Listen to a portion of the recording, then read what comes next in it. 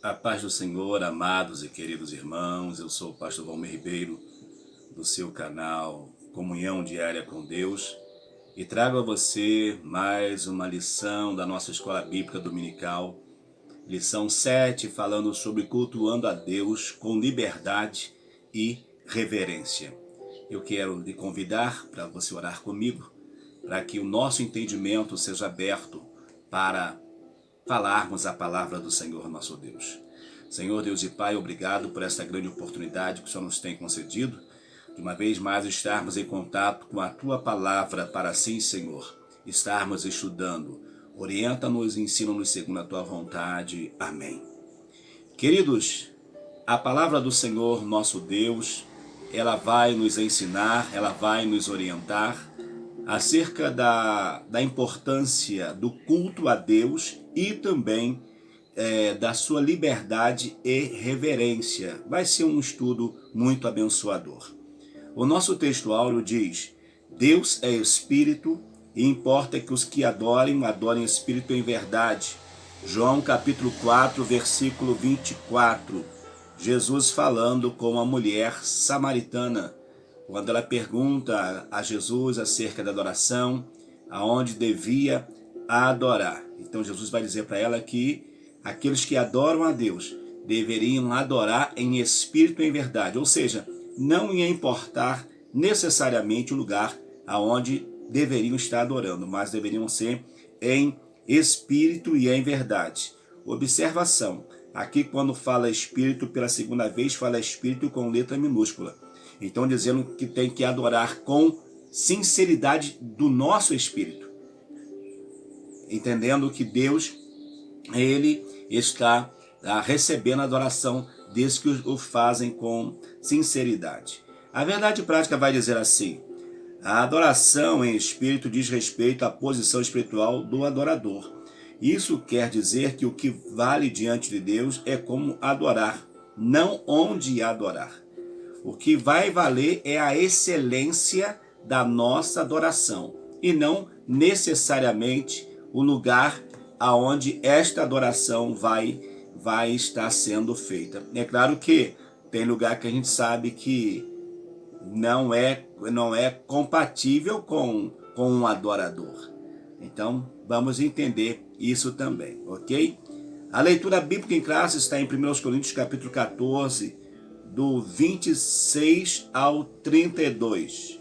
Diz assim: que fareis, irmãos, quando vos ajuntais? Cada um de vós tem salmo, tem doutrina, tem revelação, tem línguas, tem interpretação, faça-se tudo para edificação. 31. Porque todos podereis profetizar, uns depois dos outros, para que todos aprendam e todos sejam consolados. Também diz que no 32, e os espíritos dos profetas estão sujeitos aos profetas. Novamente, espírito com letra minúscula. Nosso espírito está sujeito a nós, não o Espírito Santo. O Espírito Santo não é sujeito a homem, a autoridade alguma. Ele não é sujeito, ele é Deus, ele é Senhor. Mas nós estamos sujeitos, o nosso espírito está sujeito ao nosso corpo. É o nosso corpo que vai determinar o que o espírito vai fazer, tá certo? Nós temos o objetivo geral na lição, que é conscientizar que no culto pentecostal há liberdade e reverência no culto pentecostal, tá bom? Objetivos específicos: conceituar o culto pentecostal, apresentar o centro do culto pentecostal e explicar como se expressa a liturgia de nossa igreja. Vamos então na nossa introdução, que diz assim: o Novo Testamento não apresenta um manual de liturgia e nem estabelece regras de culto, mas temos pelo menos uma comunidade cristã do período apostólico que pode dar indicações sobre como devemos organizar o culto. A igreja de Corinto, descrita no capítulo 14 de 1 Coríntios. Com base nesses exemplos, vamos estudar como deve ser o nosso culto e os elementos para que ele seja aceitável diante de Deus. Nós vimos então na introdução que não existe um modelo de culto no Atos dos Apóstolos. Não existe, não foi estabelecido um modelo de culto. Mas a igreja de Corinto, Paulo vai trazer orientação a essa igreja de como deveria ser o culto na igreja de Corinto. E o capítulo 14 vai ser reservado para todo esse assunto, principalmente a partir do versículo de número 26. O versículo número 26 a seguir, que é base, né, do texto em que nós lemos, leitura bíblica em classe, é que vai nos dar esse norte de como deve ser o nosso culto.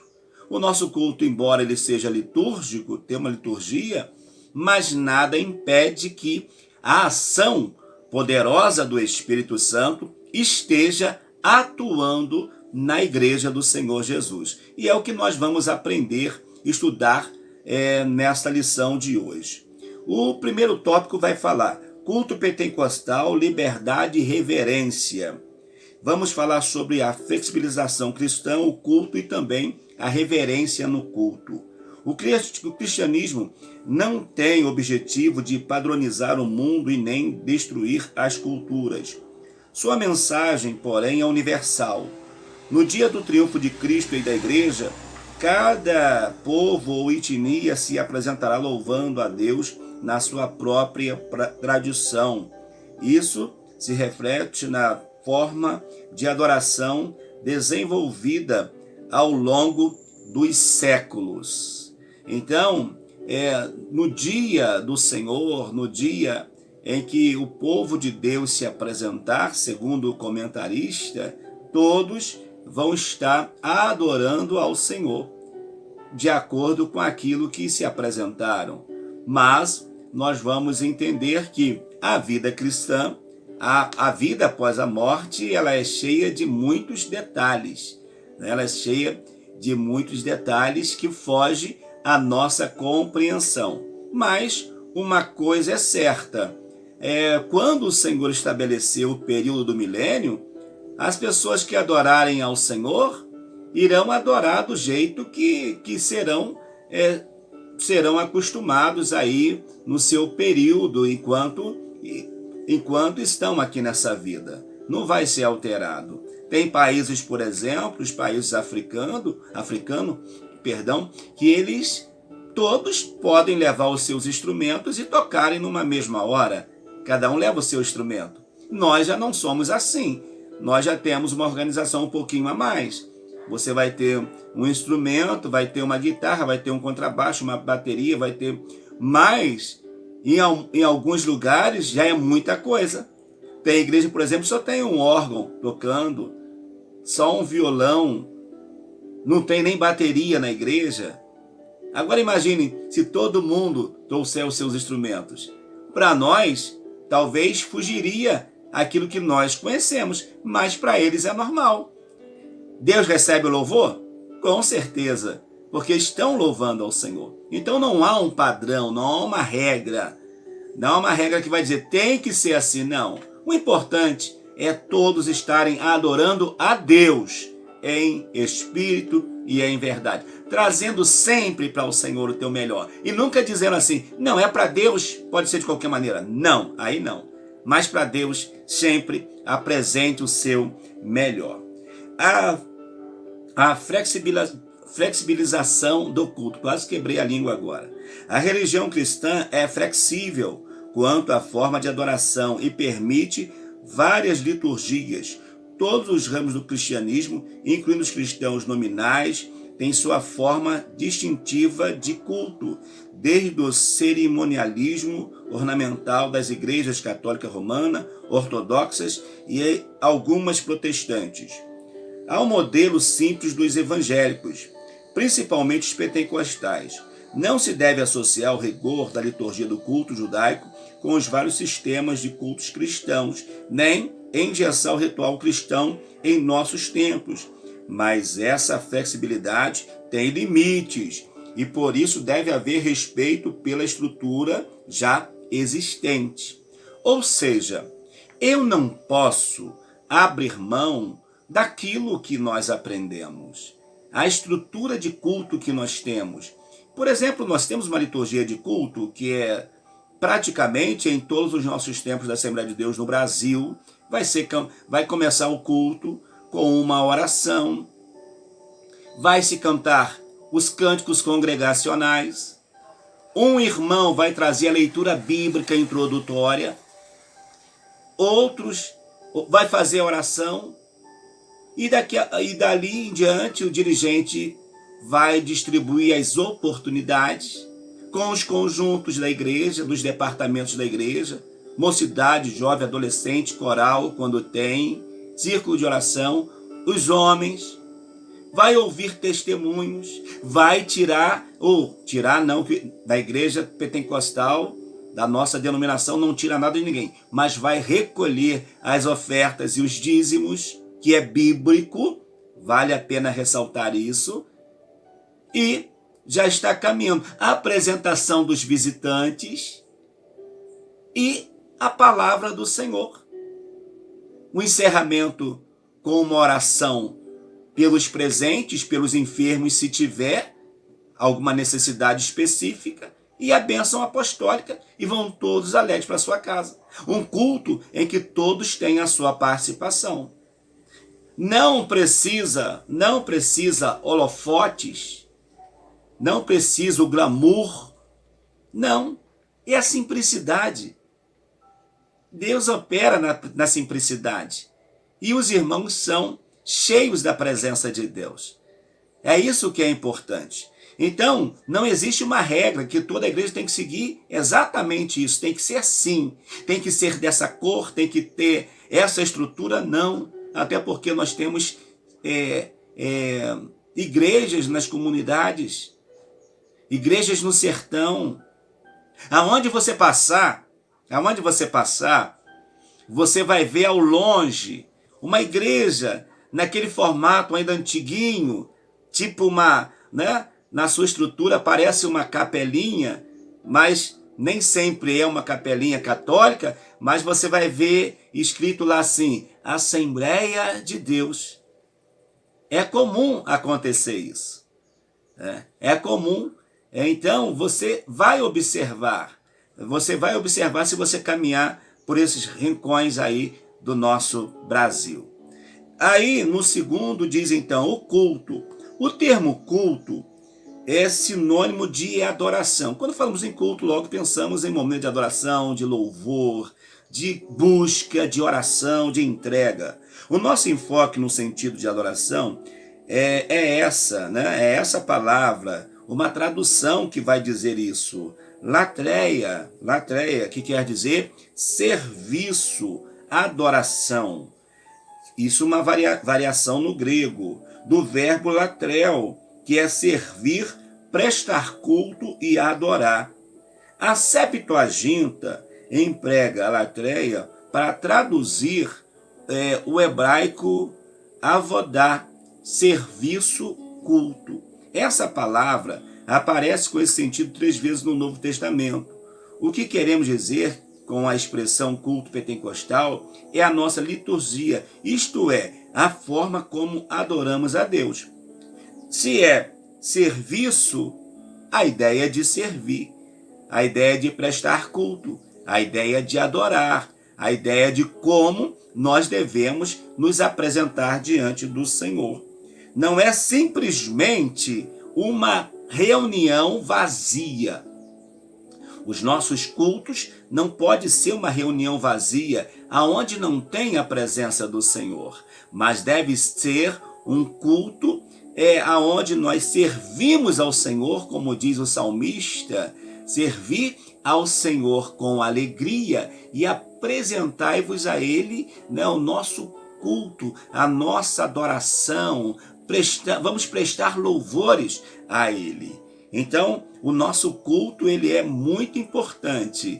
Você não vai para ser servido, você vai para servir. Consequentemente, Deus que é bom, maravilhoso, ele vai te abençoar como vai me abençoar. Tá certo, meu amado e minha amada irmã?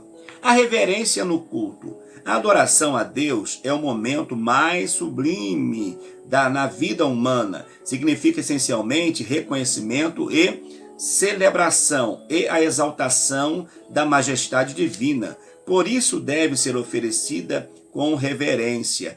Faça-se tudo decentemente e com ordem. Paulo está orientando a igreja de Corinto. O apóstolo está se referindo ao culto de adoração. O culto é o diálogo de Deus com o seu povo. É um momento de reverência. Havia acima do púlpito do templo, da sede da igreja de Jundiaí, Assembleia de Deus, um versículo: guarda o teu pé quando entrares na casa de Deus. Isso aqui é interessante quando eu li. Alguém duvidaria que se o rei Salomão tivesse em nossos dias, a mensagem seria: desliga o teu celular quando entrares na casa de Deus? Eu não duvido não. Eu não duvido não. Embora o telefone hoje ele é muito útil para quem não chega na igreja, de repente não tem a Bíblia, não tem a harpa, ele pode cantar, ele pode interagir, mas por outro lado também é um perigo muito grande, porque a pessoa na hora do culto está lá na sua rede social. E infelizmente às vezes acontece até no altar. Também usamos sim o smartphone para tirar fotos do culto. Eu acho até interessante a gente divulgar a obra do Senhor nosso Deus. Mas na hora do culto, assim, de uma forma velada, está no WhatsApp, eu acho meio complicado. Quando estamos fazendo as lives da igreja, dos cultos, às vezes é necessário você estar com o seu telefone ligado até para receber alguma informação de pedido de oração, coisa desse nível. Mas fora disso, realmente é uma falta muito grande, muito grande. Então, quando estivermos na igreja, se você tem famílias, como eu tenho filhos pequenos, e comigo aconteceu algo interessante, já tem alguns anos atrás, meu filho do meio estava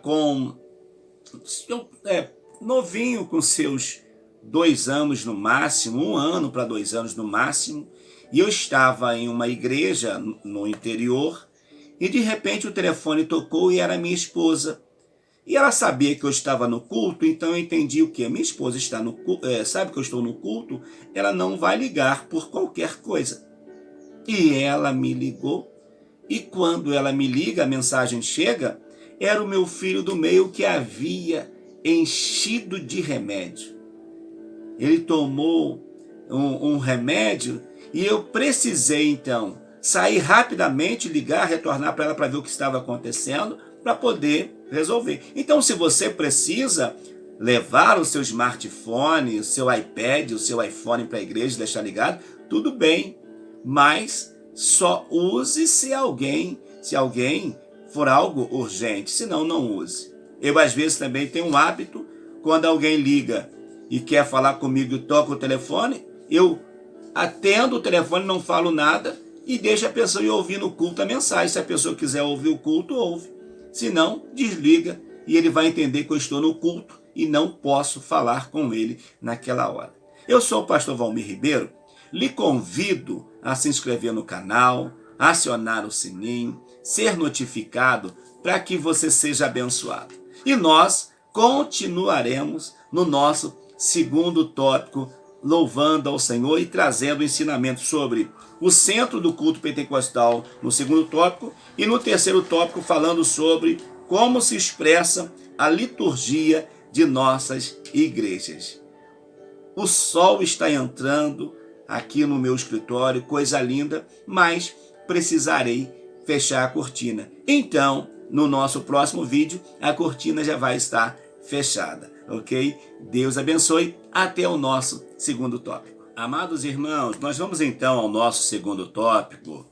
Vamos falar sobre o centro do culto pentecostal e falar sobre o centro da nossa adoração. Um culto vibrante no poder do Espírito, características pentecostal. Vamos lá então. Igreja é toda a congregação ou assembleia que se reúne em torno do nome de Jesus Cristo, como Senhor e Salvador, professando nele a fé publicamente, de forma diversificada. Então, igreja é isso. Igreja não é uma organização somente, não é a alvenaria, as paredes, o piso. Não. A igreja são as pessoas. A igreja é cada um de nós, que, de uma forma linda, maravilhosa, vai se expressar ao Senhor segundo aquilo que entende ser a sua, vamos dizer assim, a sua certeza de ser servo de Deus. Na igreja você vai expressar esta certeza. Aí eu troco agora essa palavra certeza por convicção de fé. Você sabe que quando você chega no culto, você entende, ainda que no nosso caso nós não precisamos disso, mas quem o faz também, cada um, como fala, não tem um padrão, então cada um dentro daquilo que acha certo. Mas nós, na nossa igreja, se você chegar na nossa denominação Assembleia de Deus, que não seja uma Assembleia de Deus que seja Assembleia de Deus, mas com costumes neopentecostal, você não vai encontrar arca, você não vai encontrar nenhum símbolo judaico nesta igreja. Você não vai encontrar arca, você não vai encontrar castiçal, você não vai encontrar imagens de seres angelicais esculpidos. Você não vai encontrar nada disso. Na nossa igreja, possivelmente, dentro daquilo que nós conhecemos até hoje, você não vai encontrar sequer nenhuma cruz vazia dentro dela. A não ser que esteja sendo feito um trabalho de encenação, aí é diferente. Agora, fixo ali como padrão, não. A não ser também que esta igreja, no seu logotipo, tenha a cruz, aí já é diferente. Mas dentro do templo em si, não tem essas coisas. Porque o importante é você como adorador. É você entender a grandeza daquilo que você está produzindo para Deus. Então, o centro da nossa adoração diz assim: alguns opositores da obra pentecostal costumam nos acusar de, em nossos cultos, darmos ênfase ao Espírito Santo acima de Jesus. É uma maneira sutil de nos chamar de montanistas. Primeira vez que eu ouvi essa expressão, e não entendo nem por que essa expressão montanistas. Trata-se de uma interpretação equivocada a nosso respeito. O Senhor Jesus é o centro da nossa adoração e da mensagem pregada pelas Assembleias de Deus, Inclusive, o quadrante que a nossa igreja também estabelecida, embora nós não sejamos do evangelho quadrangular, é este: Jesus Cristo salva, Jesus Cristo cura, Jesus Cristo batiza no Espírito Santo e Jesus Cristo nos levará para o céu. Então, a nossa mensagem, no centro dela, é o Senhor Jesus. E o Espírito Santo, ele é o mantenedor da igreja. O Espírito Santo é ele que cuida da igreja, é ele que atua na vida da igreja. Então, Jesus e o Espírito Santo, o Pai, é adorado, é o centro da nossa adoração. Nós não somos unicistas. O nosso culto, ele tem a presença da Santíssima Trindade, Pai, Filho e Espírito Santo. No nosso segundo tópico vai dizer assim: um culto vibrante no poder do Espírito. O assunto de 1 Coríntios 14 é a adoração. A expressão paulina, quando vos ajuntais. Quando você se ajunta na igreja, não é para falar mal do pastor, não é para falar mal do regente do coral, da mocidade. Não, quando nós nos ajuntamos é para quê? É para adoração, é para louvor a Deus, é para expressar com grandeza a presença do Senhor. se refere aos cultos. A exortação paulina à comunidade cristã de Corinto nos ensina muita coisa sobre o culto. Entre elas, que o culto não era entediante e nem consistia num pregador falando para um rebanho atento e silencioso, pois havia uma interação dinâmica de compartilhar e receber. Os crentes não eram espectadores, mas participantes do culto. Interessante. Aqui, um ponto que eu quero destacar é o seguinte: não que eles não eram atentos.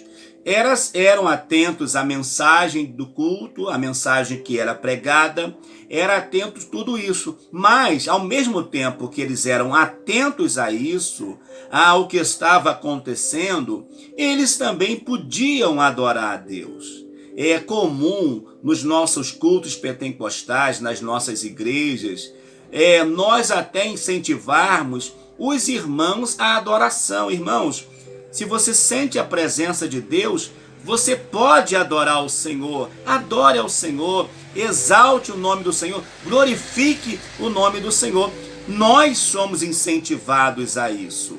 Então, é bem comum, enquanto alguém está louvando a Deus, aquele louvor chega diante da majestade divina e o Senhor vai nos enche da sua glória. Quando eu estava fazendo a minha convalidação para o bacharel em teologia, eu estudei com um pastor muito abençoado, muito amigo, é um pastor de um conhecimento maravilhoso, só que ele é um pastor batista, mas ele é uma bênção, prega também nas nossas igrejas e tem um conceito muito grande na nossa cidade.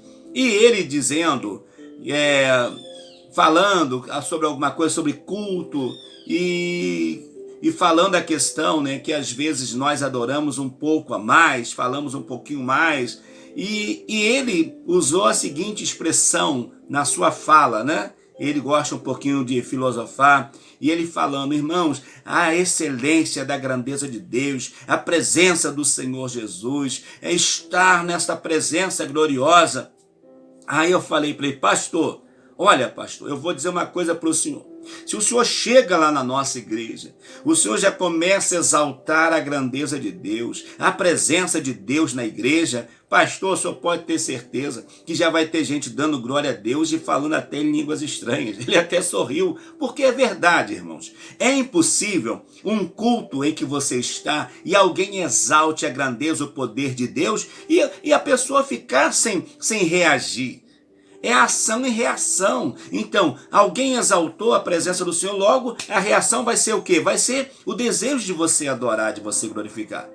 Então não há pecado nisso. Então a questão aqui que o comentarista trata, eu entendo a posição dele, é que nós temos essa liberdade, até na hora de uma pregação. É claro que você não vai ficar atrapalhando as pessoas ouvirem a palavra, mas tem aquele momento na mensagem que Deus toma o auditório, Deus toma a nave da igreja com aquela mensagem. Então é a hora de você adorar. Sabe por quê? Nós falamos um pouquinho no tópico anterior que o culto é um momento de diálogo. Então, imagine bem, você falou com Deus, você falou com Deus, você falou com Deus.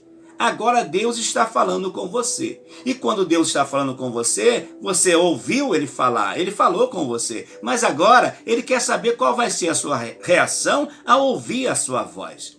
Qual é a sua reação ao ouvir a voz de Deus? É ficar como morto? É ficar mudo? É ficar indiferente? Ou é você adorá-lo porque você está ouvindo a sua voz? Você já pensou dessa forma?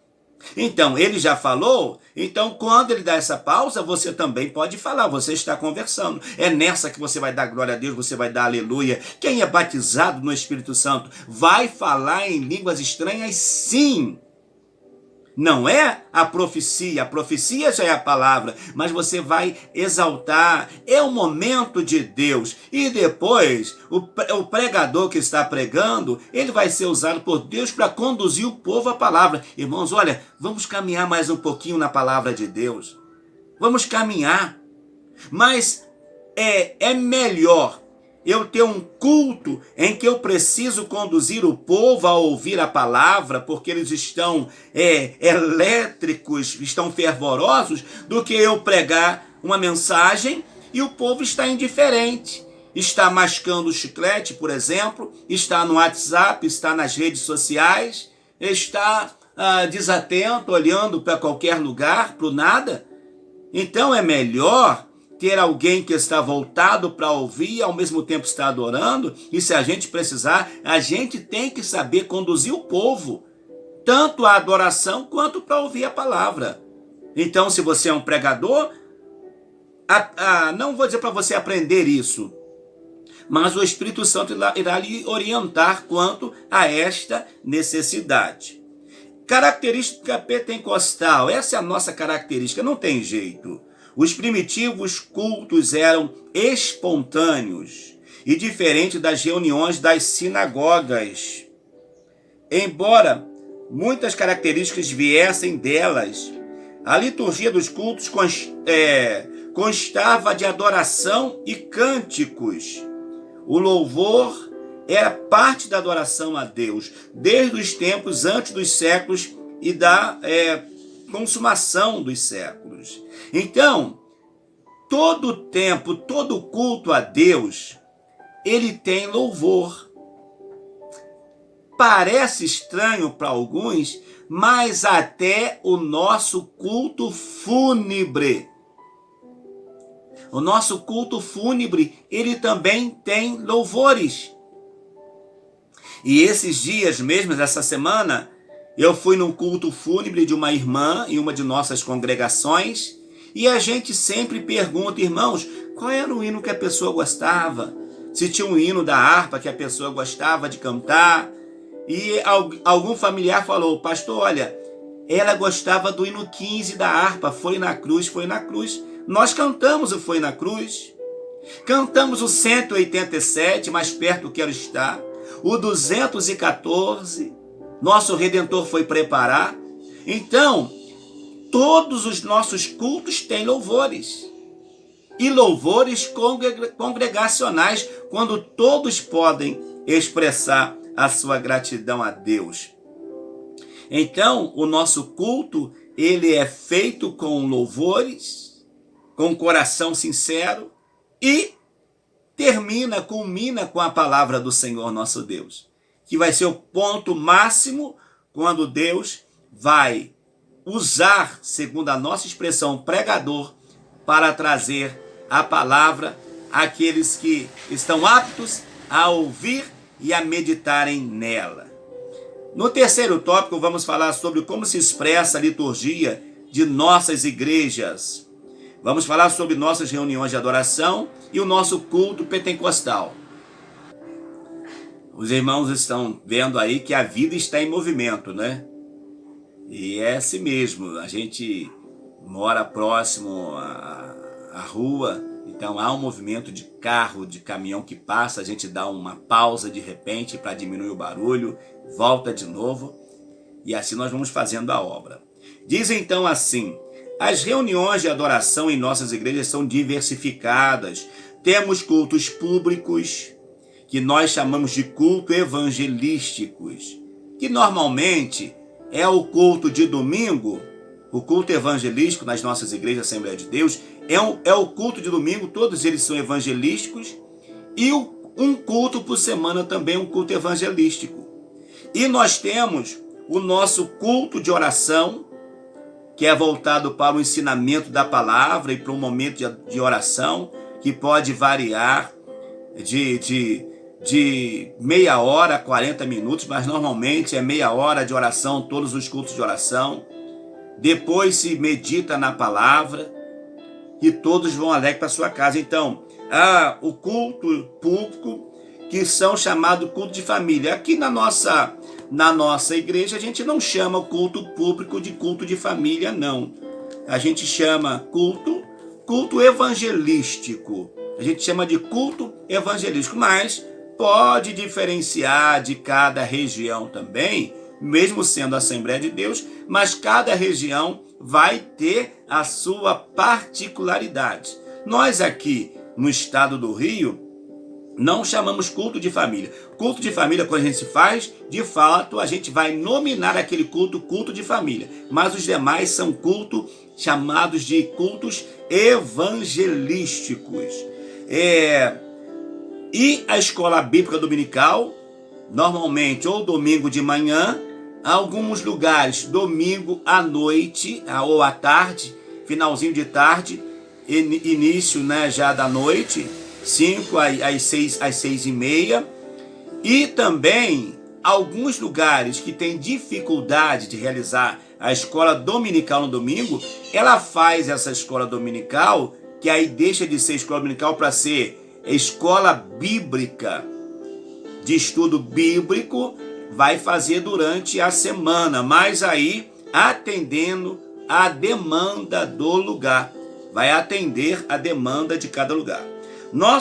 Além disso, tem trabalho de jovens, de crianças, círculo de oração, homens, as igrejas que já têm instituído o trabalho dos homens, enfim, todos trabalham na nossa igreja, com muitos conjuntos, departamentos e todos fazendo a obra do Senhor. Nossas reuniões de adoração. A nossa liturgia é simples e permite que quaisquer irmãos e irmãs adorem a Deus com liberdade. A nenhum deles é negado o púlpito. Todos que estão em comunhão com Deus, todos que estão ligados a Deus por meio da sua fé, todos podem ter a sua oportunidade para cantar, para pregar, para ensinar. No nosso caso, nós damos também oportunidade não só a pastor, a presbítero para pregar ou para ensinar, porque a demanda dos nossos cultos é muito grande. Então, por exemplo, o professor da escola bíblica nem sempre é um obreiro da igreja, mas é um amante da escola dominical. Ele é um mestre sem ser um diácono, sem ser um presbítero. E a gente não vê embaraço nenhum nisso, porque são pessoas usadas por Deus. Sem falar das nossas amadas e queridas irmãs, esposas, as esposas dos obreiros, que trabalham também exercendo um trabalho de excelência na área do ensino da igreja. Coisa maravilhosa. Então há essa liberdade, todos podem se expressar. Nós hoje também já liberamos, temos excelentes pregadoras que pregam não só durante a semana, mas pregam também no domingo na igreja. Já foi uma época que quem só pregava no domingo era o pastor da igreja, mas hoje já há essa flexibilidade também das irmãs pregarem no domingo. Que coisa linda, darem estudo nas terças-feiras da igreja. Mas é claro que não pode ser aí uma pessoa despreparada. Tem que ser alguém que tenha, de fato, uma bagagem para isso. Todos têm a oportunidade de falar à igreja o que Jesus tem feito na sua vida. São os testemunhos. O que nós temos que ter cuidado é que tem aqueles que trazem testemunho. Mas nós temos que trazer pessoas que, de fato, tenham algo para contar de bênção. São testemunhos sobre salvação, cura, libertação e outras bênçãos. A maioria baseia-se a sua fé nos relatos bíblicos e são os milagres registrados na Bíblia que os inspiram a levar os irmãos a receberem a bênção. Ou seja, você conta de um milagre que Jesus operou, aquela pessoa vai ser alcançada por este milagre também, pela sua fé, por meio da sua fé. Foi nessa maneira que crescemos e nos tornamos a maior denominação do Brasil e uma das maiores denominação do mundo. É a nossa Assembleia de Deus, é a nossa denominação, está aí entre a maior do Brasil e uma das maiores do mundo. Por que a maior do Brasil? Porque nós não estamos preocupados com dinheiro. Ih, pastor, não fala isso. Tenho que falar, amados. Porque tem denominação que só estão preocupados com as capitais. Mas nós não. Eu falei no tópico anterior que nós estamos nos lugares mais difíceis. Lá no sertão, aonde não tem recurso, mas lá tem uma Assembleia de Deus. Não está só nas capitais. Sim, temos os nossos megas templos que comportam 10. Nós temos a nossa igreja, que talvez seja a maior delas lá em Cuiabá, que comporta 15, 20 mil pessoas sentadas. Mas tem aquelas que você vai, que vai ajuntar ali 15, 20 e 30 irmãos, mas a obra está sendo realizada. Então, é isso que é importante, é estarmos pregando a palavra, não pensando, né, na moeda, no dinheiro, mas pensando em levar, anunciar a poderosa palavra do Senhor. Oh, glórias a Deus! O nosso culto pentecostal, nossas reuniões coletivas de adoração apresentam as mesmas características dos cultos de Corinto. As manifestações dos cultos em Corinto, né? E hoje, como diz Paulo lá, 1 Coríntios 14, ele vai nos orientar que quando nós nos ajuntarmos, deve ter, olha só, salmos, doutrina. Essa doutrina não é costumes, embora as más conversações corrompem o bom costumes. Então, doutrina, revelação, língua, interpretação, tudo isso, cânticos espirituais, ele vai dizer lá aos Efésios, salmos, tudo isso é parte do culto. Nossos irmãos e irmãs entendem essa linguagem com facilidade, pois vivemos essas mesmas experiências, são expressões espontâneas no Espírito Santo. Veja os versículos 27 e 32 da nossa lição, está tratando do culto pentecostal e se refere aos dons de língua, interpretação e profecia no culto. O culto pentecostal tem tudo isso, mas sempre com decência e com ordem. Amados irmãos, que nós busquemos os dons, que nós busquemos ter a presença de Deus. E com certeza teremos momentos lindos de bênçãos na presença do Senhor.